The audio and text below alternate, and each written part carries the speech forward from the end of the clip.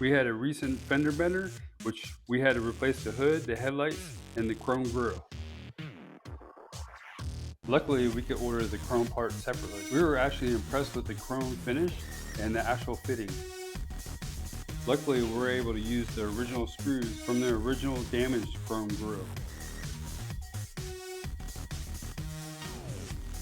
We used the existing 8 screws that fit behind this to screw it back on to the black grille.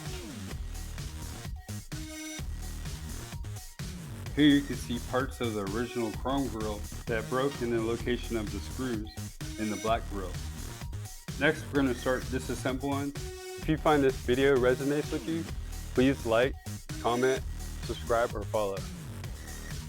So that way we can install the chrome grille. Here we're removing the plastic cover that actually covers the top of the grille so we can get behind the grille to screw in the new chrome grille. You can also pick up some new fasteners just in case the originals break. Next, I'll use a hex bit 5 to remove the 2 bolts that are holding on the top of the grille. Pull the black grille toward you and you'll be able to see the 8 screws that are behind the black grille.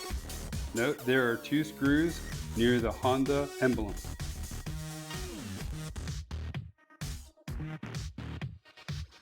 It's not necessary, but if you have to, you can remove the 3 fasteners at the bottom of the black grille.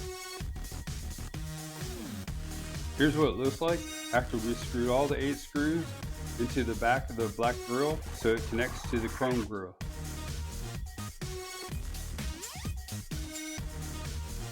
Next, using the hex bit on top of the black grille, install the 2 bolts. Last, place the top grille cover with new fasteners if you have them, or use the existing fasteners, and then you're done.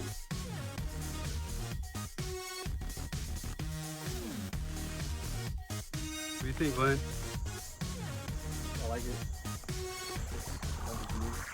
Level of difficulty from 1 to 5, 5 being the most difficult. It's in the range of 1 and 2.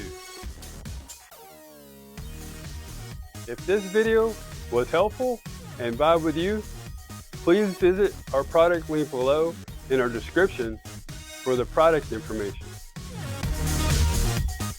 Also, comment, like, follow, and subscribe for more product videos that we'll be sharing.